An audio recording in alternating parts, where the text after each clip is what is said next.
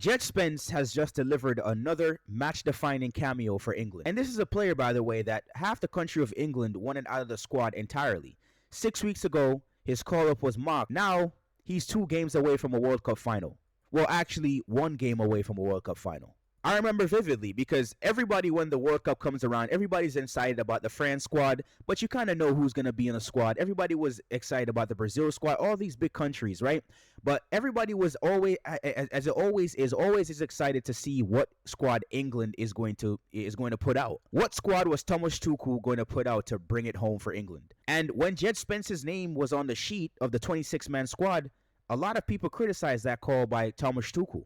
To be honest, he had a difficult season at Tottenham. Even though he did have some outstanding moments, he's honestly barely a guaranteed starter for Spurs. So, naturally the fans and the media were scratching their heads. Fast forward now, he started a couple of games for England in the World Cup, and he's come off the bench, which in my opinion is where he has had his most impact. Some of his biggest moments have been coming off the bench and making an impact like he did against Norway in that quarterfinal. Doing it all, by the way, with basically a fractured jaw and wearing a mask and, getting it back in blood. Bring me your favorite winger. And it's crazy, a lot of people were criticizing Thomas Tuchel for making a defensive adjustment when England were tying 1-1. Why would you bring Jed Spence on? But what do we know? Jed Spence was bumming forward as if he was a, primarily attacking, fullback. And I'm not even going to lie. If you look at the replays, VAR, England possibly could have had a penalty for that tackle on him that Oscar Bob did. But we got to talk about his defensive game because defensively, he was absolutely immaculate in that game.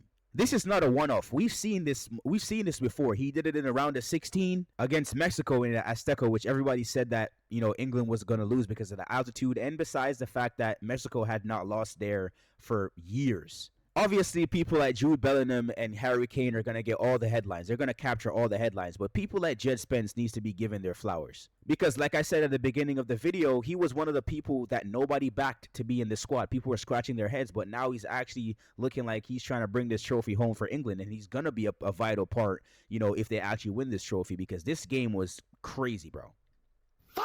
Like, he was absolutely immaculate defensively when he came on that pitch. And there's also a fun twist to it, England's semifinal opponent is Argentina.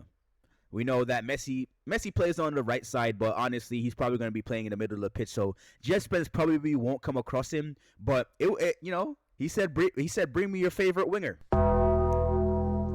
So, and I've seen a lot of memes online saying that Messi's going to be put in Jed Spence's prison this weekend. Well, not this weekend, but in a couple of days. Let me know in the comments what you guys think is going to happen. Is Jed Spence going to start? And even if he comes off the bench, is he going to have an impact like he did before?